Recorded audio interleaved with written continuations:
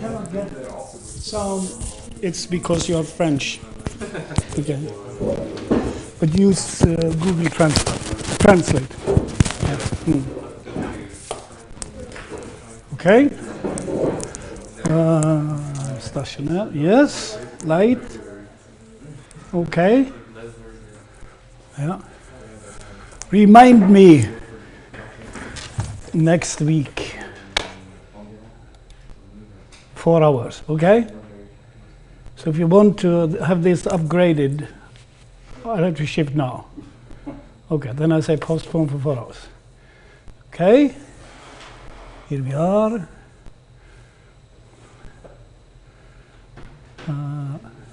Use recommending security. Yeah, what? Okay. What happens now? Ask me later.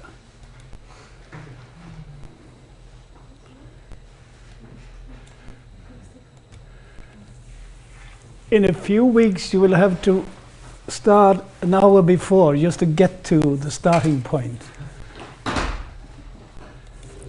Then we will have only the paper version, okay? Here we are. Was that right password? 128. 128, okay. It works. Yeah. Room list. Okay.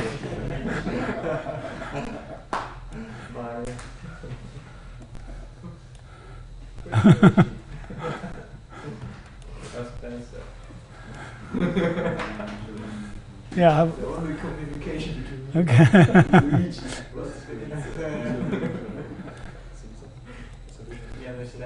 Yes, here we are. Okay.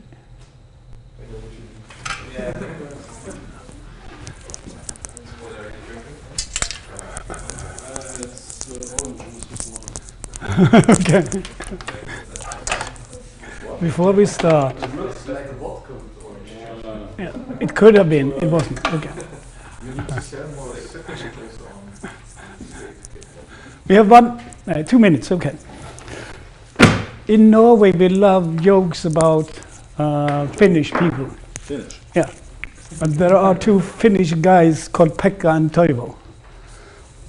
They always go around. They were in Berlin in May 45. Went out, went to the hotel, went to sleep, and the next morning Pekka draws the curtain and says, Pekka, no Toivo, we have to run, we cannot pay for it this time. No, you didn't get that. You know how Berlin looked like in May 1945? Yeah. You know what Finnish guys do when they are drunk and go out in the bar? Yeah. So he looked out and said, we better run, Toivo, this we cannot afford. Okay. So that's one. The other one is, there was a Finnish composer, Sibelius. He's a very good one. When he was 50, he had a party. So Pekka and Toivo attended the party. And in the middle of the party, Pekka had to go to Moscow. So he was away for a week. And when he comes back to the party, he meets Sibelius and he asks, oh, Pekka, where have you been? Have you been to the toilet? So things go very quickly in Finland, you see. Days just run away. So now we are at chapter 10. For those who wonder, where are we now? It seems so it's had already started. So it's just enough to look at it now, okay? Then we can go on. Here we are, chapter 10, more about trade policy. And you know, I think I have to stand here so they can see me there. Okay. Here we are. Okay. We have a plan to remind you of the ISO value line, at least every third lecture. Is that a deal? Okay. So today we do it again. What is it with the ISO value line? It's just the trade balance between foreign and home. So what happens if home introduces a tariff? What happens then to foreign export? It is reduced. Okay? If you sell less, then you earn less. And then you cannot import as much as you could before. So this is bad both for foreign and from home, with very few exceptions. So that was the findings last week that we continue to discuss this week. How do politicians think when they decide to reduce the welfare level in a country, which they in fact do with the tariff? Okay? Yeah. Life ain't easy for a politician. So this is for the Norwegian. Since she is blonde, she cannot be Deutsch. Okay. So before you leave in 2 hours and 44 minutes, we have to decide what chapters do we teach from now on. All of them or less than all? Yes. Okay. So then we have a deal. We start with planning not to teach all the chapters. Okay. Is that a fair deal? So then you have to be good in negotiations. That was a hint about today's lecture. Chapter 10, last part, is about international trade agreements. And if I say the Uruguay round, that is nothing or having nothing to do with football. What is it? One of the 6 rounds for the negotiation of lower tariff and barrier. Yes, to, let's say, make it easier to trade. Yes, and then what is it about trade that ends up in the Doha disappointment? Agriculture tariff. Yeah, and where is Doha?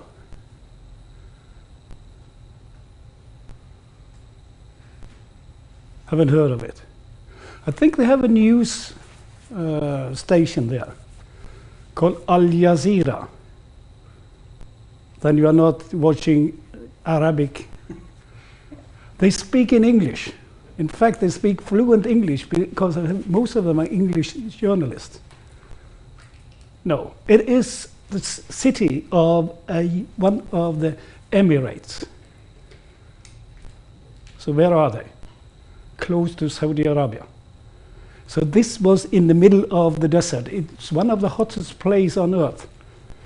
Sometimes it's continuously more than 30 degrees all around the year.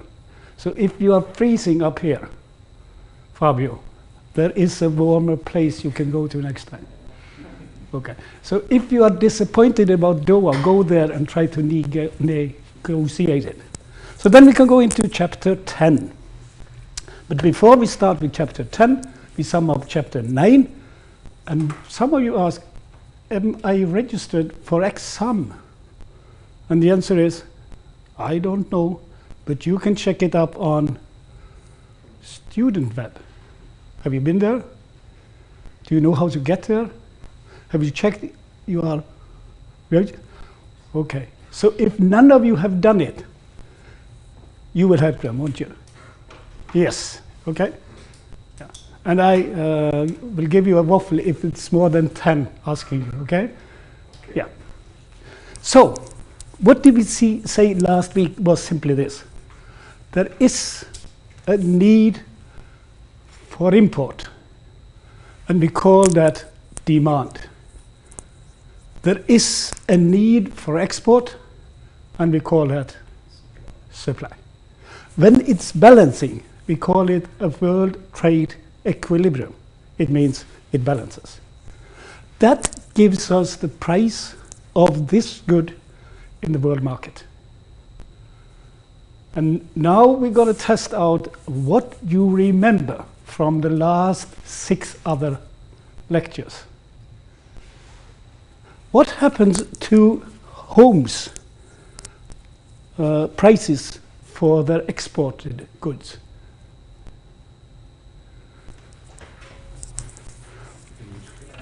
It goes up. Isn't that correct? Why is it going up? It's simply because it reduces consumption at home, and instead we can export it. Okay?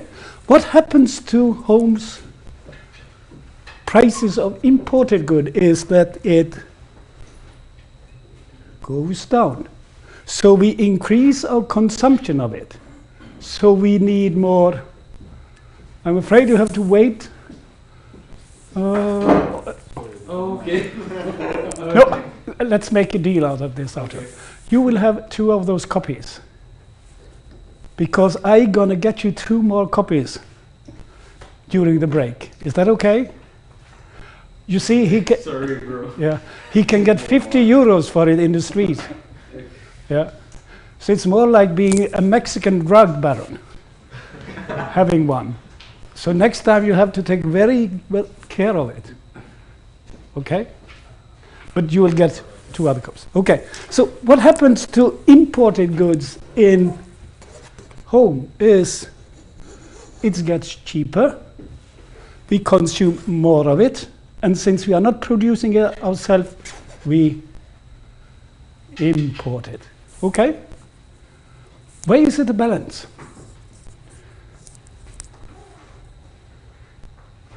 Because the imports pay for the exports for the country.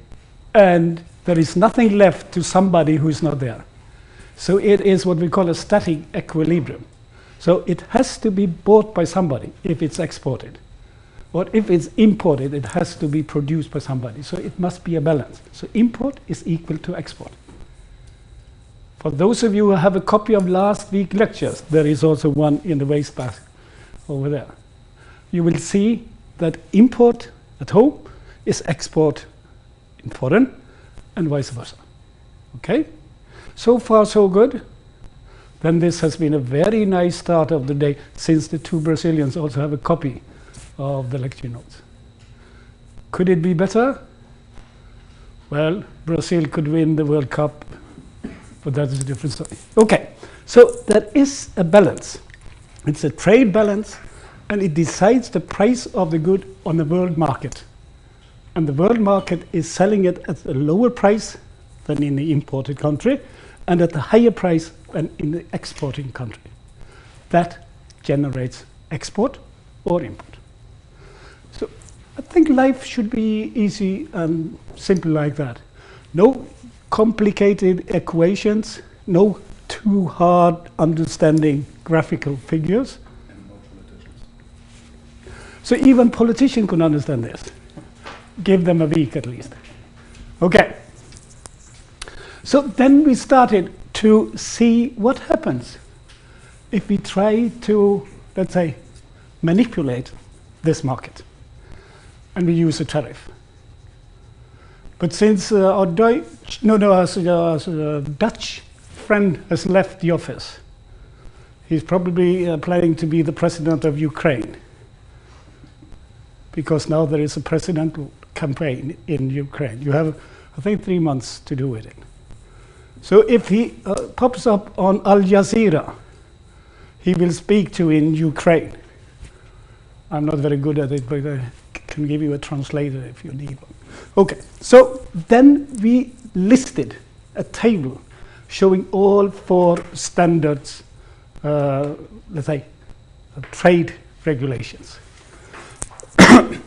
For small countries, there is no influence on the world price. And even Germany, I'm afraid, in this case, is not too big to influence it. Very few countries are big enough in the trading market to influence it. So, like Norway, or Sweden, or Finland, or Denmark, you can really understand they are small. But for most countries, since there are many countries trading in a world market, they are not so big importer or exporter that they can influence world price. So few of them can. In fact, there are, I think, about 150 countries. So if I say at the maximum 10 countries can influence trade, I would say that is rather small, isn't it? Because 90% then is not able to.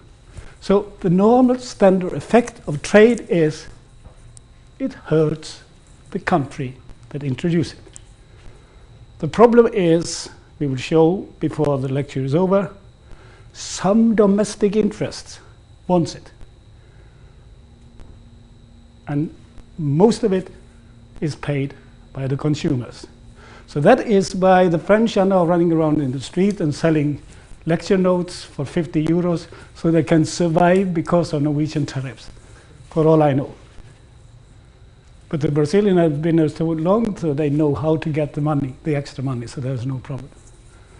Okay, so most countries are too small to influence trade, and the effect of tariff is negative for most of the countries.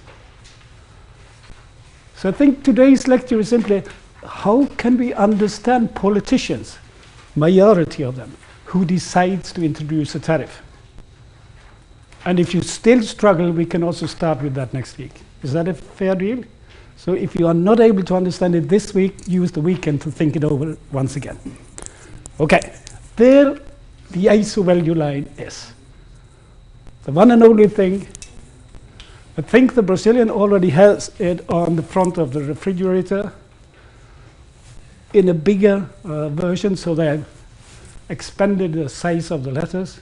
But this is the one thing that you should go to bed and think of international economics. This is the important part. When you wake up in the middle of a night with a nightmare, this is the important thing, and then you can go to sleep. Okay, so this is essential. It just says that the value of import is the value of export. So one country is importing and the other one is exporting it, and the value must be equal. Okay? And we can pay for import by the value of export. And then Fabio will look at me and say, do you really get a Maserati for those 2 barrels of oil? And the answer is not 2, but for 200, yes. So we can pay for it. So you sell different, let's say, volumes of different goods, but the value of them is equal. But in the model, there are only 2 goods. So this is Norwegian demand for Maseratis. And this is Italian need for heating in the winter with Norwegian gas, or driving around in the streets needing petrol.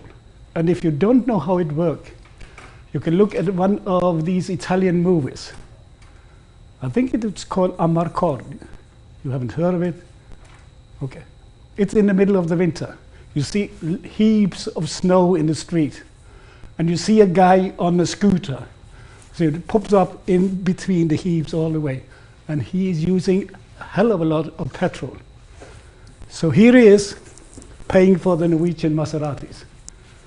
So that is what it explains. The value of import is the value of export.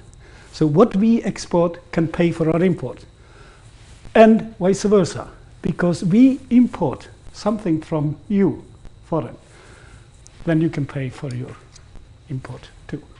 So it balances. And there are 1, 2, 3, 4, 5 letters. Out of 20, is it 7? 26, okay. We use only 5. It's about 20%. So it should not be too hard. Okay. So this is the important part. As we said, if we import less, or they export less, there are less values to buy imports for, or we will have less export. So that is the only certain effect of a tariff. There are less international trade. And then we call it the Doha disappointment. Because that was the idea, to reduce the tariffs for agriculture productions, and then you can trade more agriculture products. Who was against it? We're going to check in the last lecture hour, because it's the last part of the chapter. So for those of you who hadn't read all the part of the chapters, you will have 2 hours to do it. Okay? Is that also fair? Then we stick to that.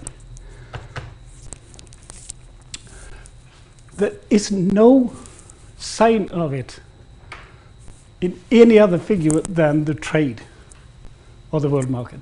But we know from chapter 5, for those who remember that there is a chapter 5 that is part of the textbook. Okay, you will find out before exam. Very good. That this also influences the production possibility, simply because you use less resources. So you produce less. So even for home consumption, this might be negative. Look up chapter 5 and we'll discuss it. It's the Hexurolin and the Samuels-Jones model.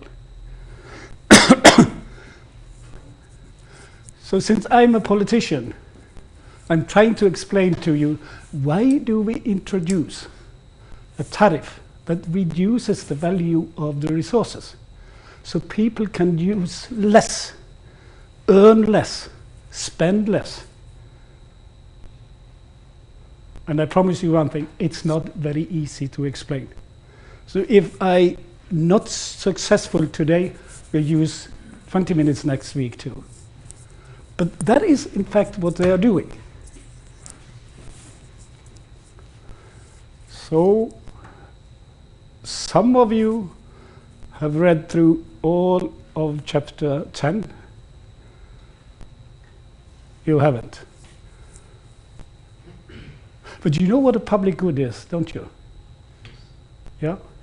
Maybe clean air. Yeah? Clean water.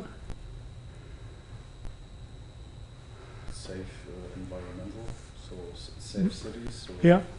So there is what we call a public good effect that makes this tariff decision possible.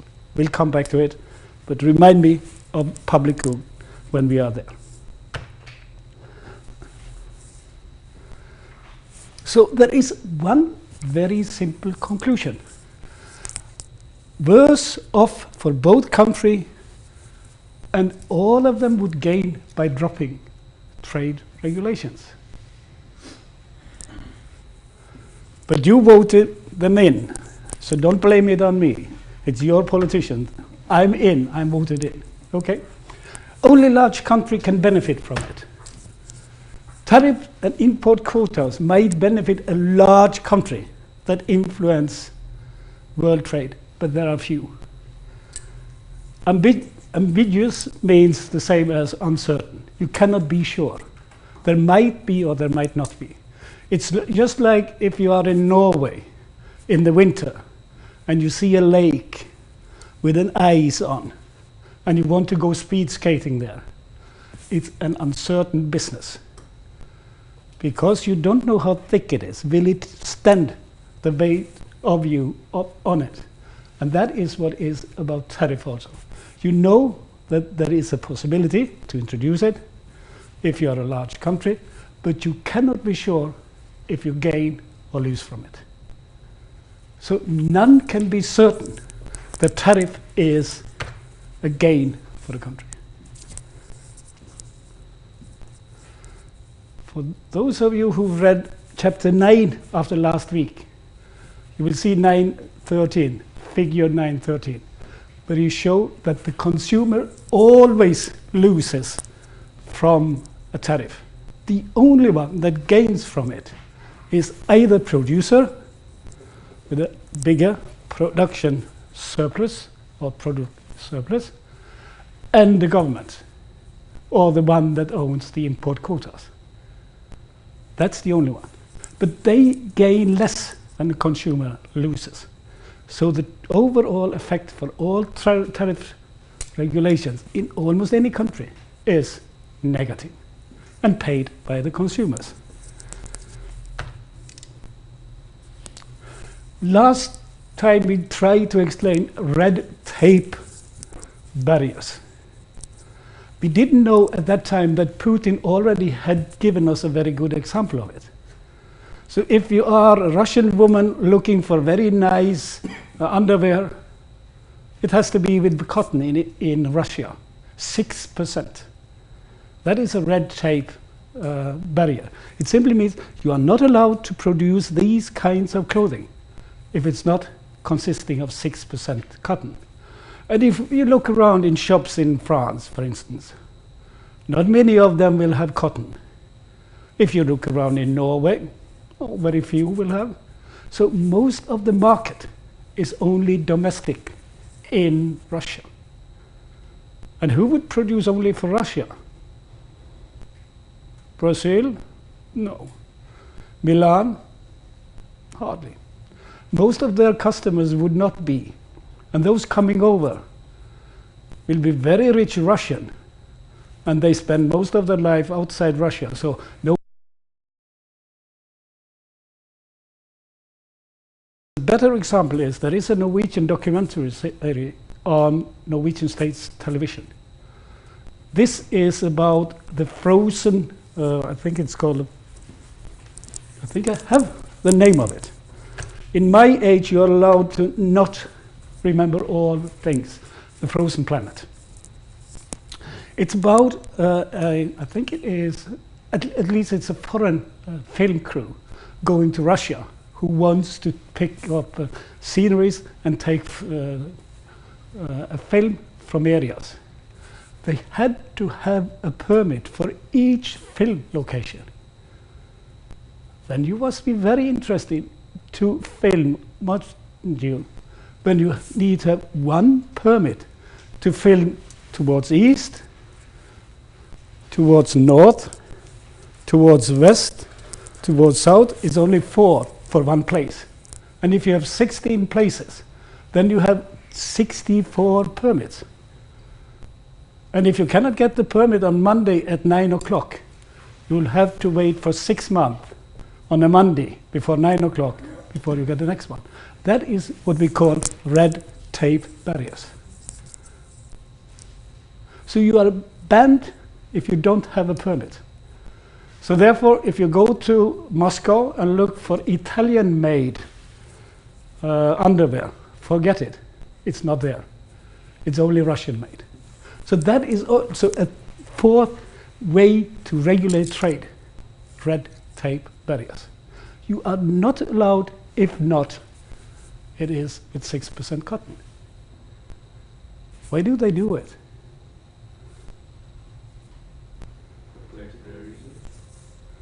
Because of political reason? Yes, Pressure? and protect domestic industry.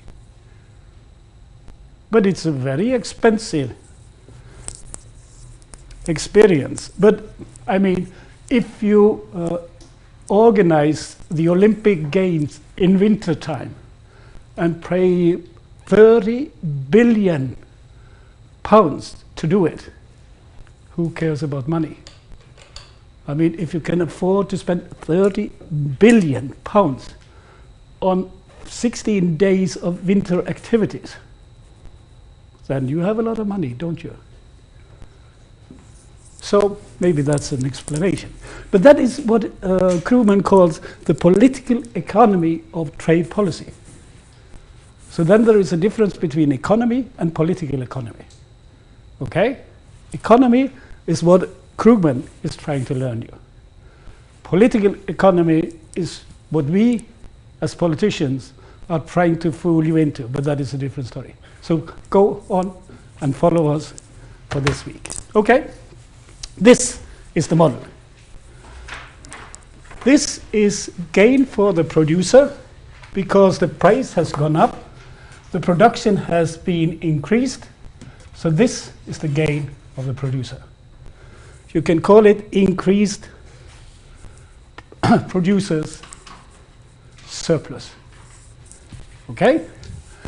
This is the gain of the public or government sector, which is the tariff multiplied by the import.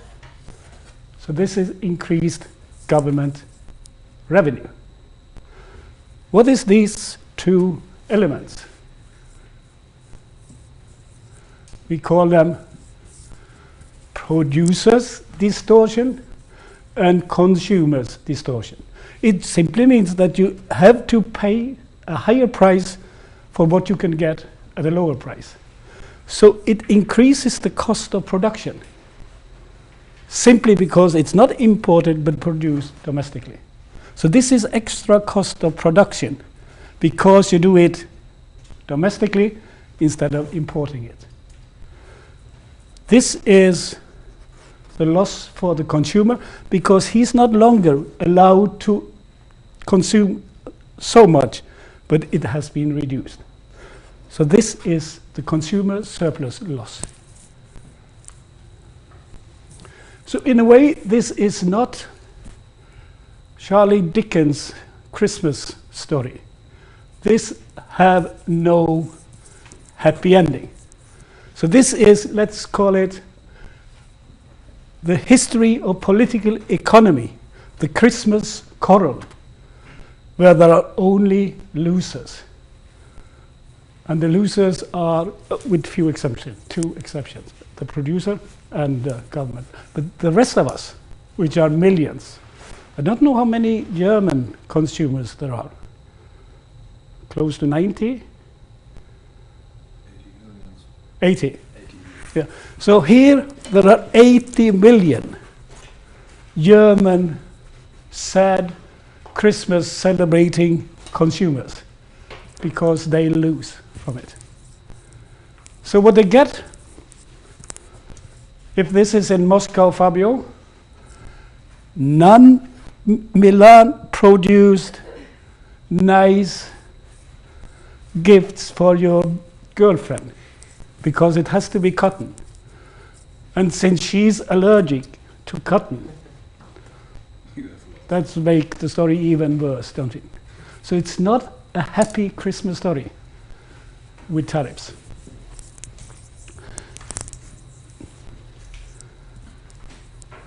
There should have been no trade interference, but for some political reason, it is interfered. Two, very often the arguments that underlie, let's say, non-trade solution has to be understood when you know what are the gains from trade. Because what you offer or lose is simply, this could have been a gain for everybody. Why are you choosing a losing position? Wait till you get the answer. As we said, two distortions are obvious. Less consumption means lower consumer surplus. Higher cost means lower production surplus. So that is the losses. You cannot avoid them, but if you are a large country, you may compensate them, but they still will be there.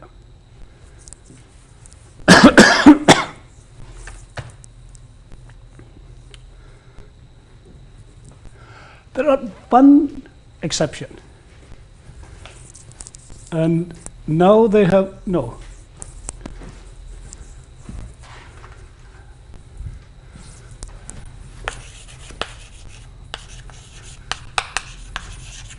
You know what marginal is?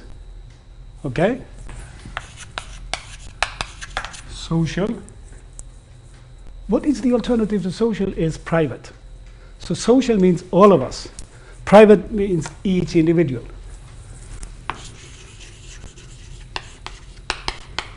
So there is a marginal social benefit. Can be an economy of scale, which is lower production cost, or it can be, let's say, learning or knowledge. Because if you have the knowledge, then it's free available for everybody. If this knowledge can, let's say, pour around in the economy, it can increase, let's say, the gain of the products. And that is also a marginal social benefit. So if there is, and now I'm trying to challenge my way to draw simple drawings like this, okay? This must be quantity. This must be MSB, which is, yes, marginal social benefit. It is decreasing. Why is it decreasing? Now I'm testing your basic economic knowledge. Why must marginal social benefit be decreasing with increasing demand?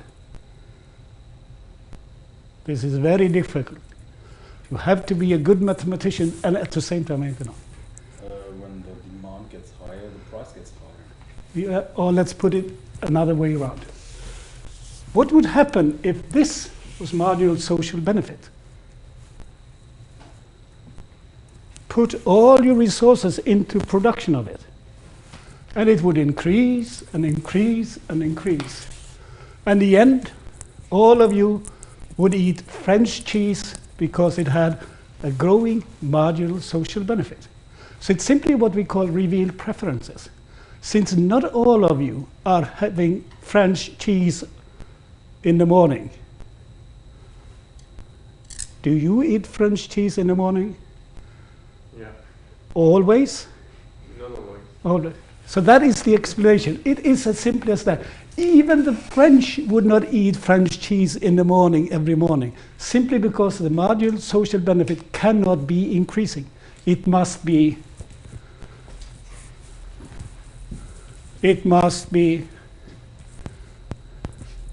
decreasing. Yes, that's right. Very good of you. So it has to be like this. Okay? So it looks like this. So what happens if this is domestic production? Let's call it X1 here. And then we produce more of it. Let's call it X2. This is the gain that we can call marginal social benefit. So for some products, it might be good to introduce a tariff. But there are not too many of them. And French cheese is not one of it. Okay? So this is before tariff, this is after tariff, and then you gain a marginal social benefit out of it. So there are exceptions, but not very many. So far, so good.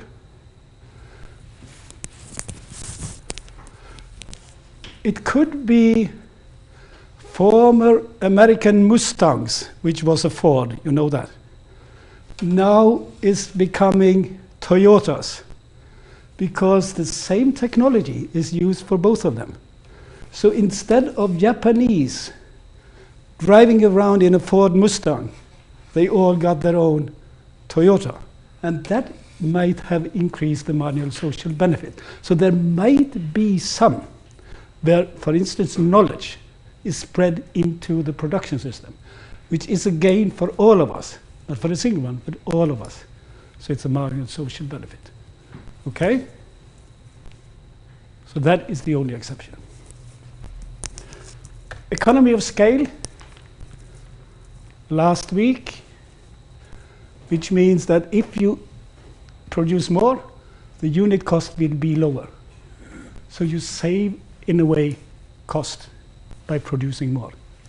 So that is also what we can call a margin or a social benefit, or at least a benefit. You know what an innovation is? If I change this to this, you know, this red light, that is an innovation. It's supposed to improve the quality of education. But I still stick to the red solid, because then it need not move up around, because I can put it there. Okay, but that is an innovation. You improve, let's say, production possibilities. You even introduce it as better technique, but not better technology. What is the difference between innovation and technology shift?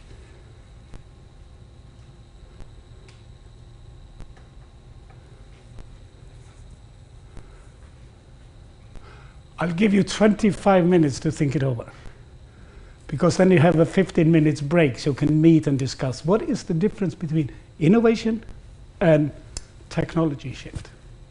Is that a fair deal? The two French guys will be, let's say, coming up with the arguments. So you collect one from each of them to explain it. But innovation simply means the technique is improved, but it's not a different, it's the same technique. But explain me very short what it is, if you're able to. More productive firms will be economy of scale. You can produce the same volume to more than one country, and the extra trade will reduce the unit cost for all what you are producing. So gradually you are lowering the unit cost, and the more you produce, the more you gain. But that is not the, let's say, the effect of producing Maseratis, because they use manual work. And it's hard to see how that can be giving economy of scale. The best way to prove economy of scale is simply you have a large investment, and for all you produce, the additional costs are very low. And that sounds not like a Maserati. It might sound as a Volkswagen did once, but now I think they moved it to Mexico. In They parts, take- yes, Yeah. and other parts to Brazil. Yeah, but they send it to Brazil simply because the additional cost is quite small compared to the investment cost. So that is can give us economy of scale. If you want a very good example, it is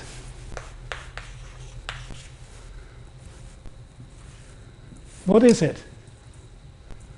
High-speed train in French. Yes. For those who do not understand French, we call them ICE. That's German. Same system. They are very expensive to come up with. If you ask the Minister of Industry, or whatever it's called, or Transport in France, was this a cheap investment? The answer is maybe one of the most expensive. So investing into the production capacity is very expensive. But producing one extra need not cost a lot, so then you have also what we call economy of scale. Decreasing unit cost of production. So if they knock an Italian on the door and say, I want a high-speed train, the French would say, oh, we are so happy. But to the Italians say, it's very expensive to produce. So they're trying to get out with the profit, but that is a different story. You can handle that. Yeah. But that is economy of scale. Investment cost is very high, production cost is quite low. Produce more of it, then it will be cheaper for all who buys it. So if they move into an export sector, they are selling more. The unit cost falls. I think it sounds quite simple, doesn't it? So in fact, international economics is not as difficult to understand as you thought when you started. Or you didn't think it. Okay. But if you had, okay, yeah. So it is not too complicated, is it? We pay our import with our export. The foreigners tell to us what they export, and the reason why they export is they want to import from us. If they import more, we can export more. We export more, we can import more of those products they export to us. So in fact, the world economy is growing by more trade. go on trade. So when you come home, you say, I'll stop producing for the home market. I will improve the conditions for the rest of the world, and I will start to export more so we can import more of their products. Is that a fair deal? I call you in 2 years' time.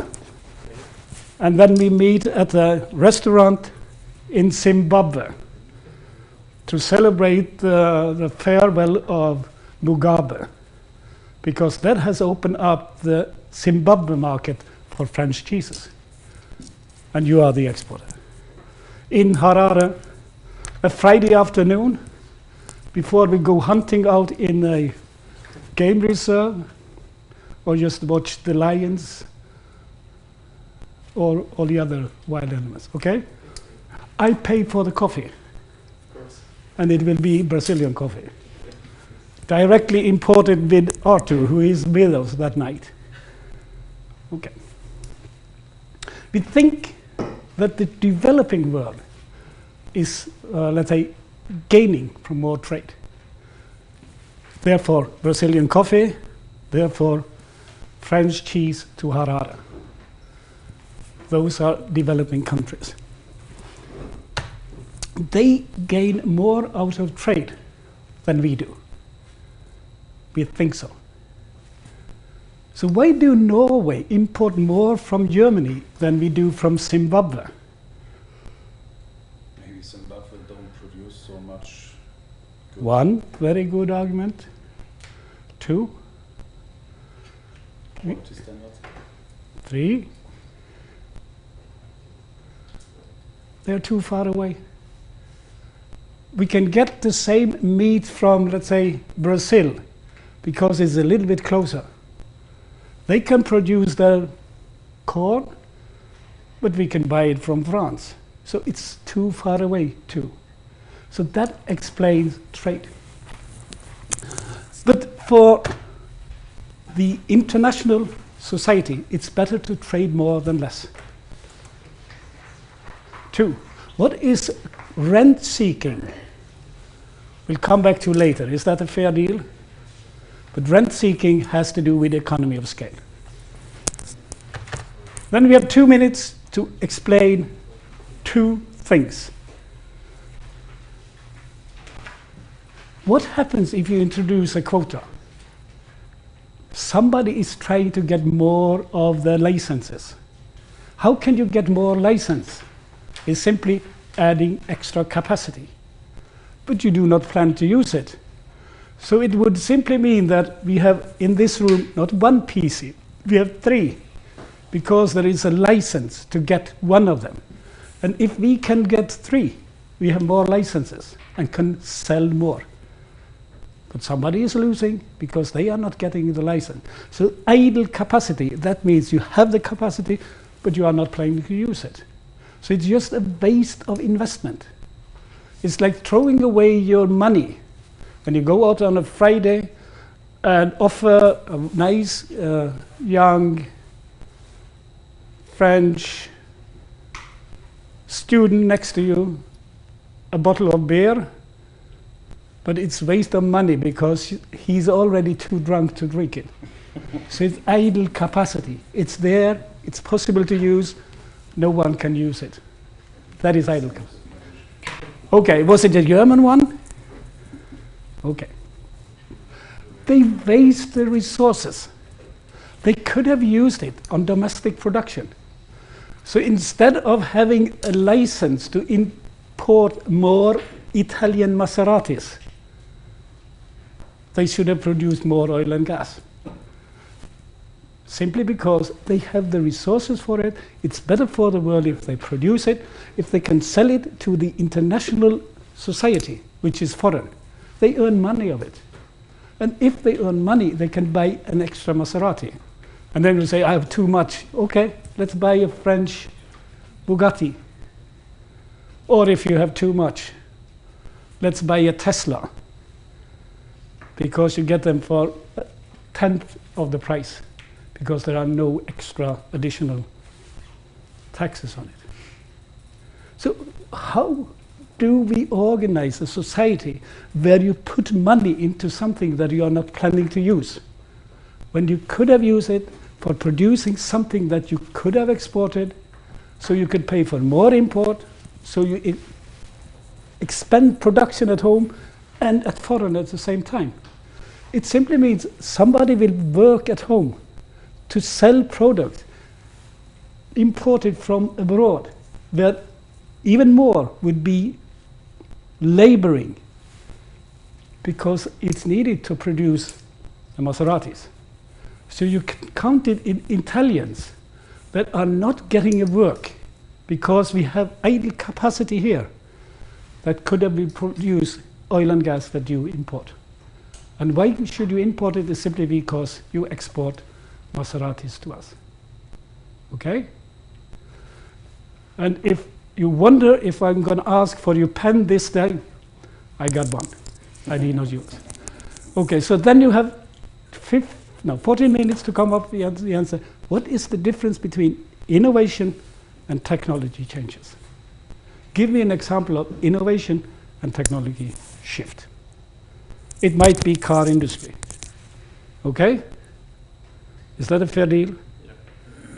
15 minutes? No, 13 minutes, because now it's 2 minutes past.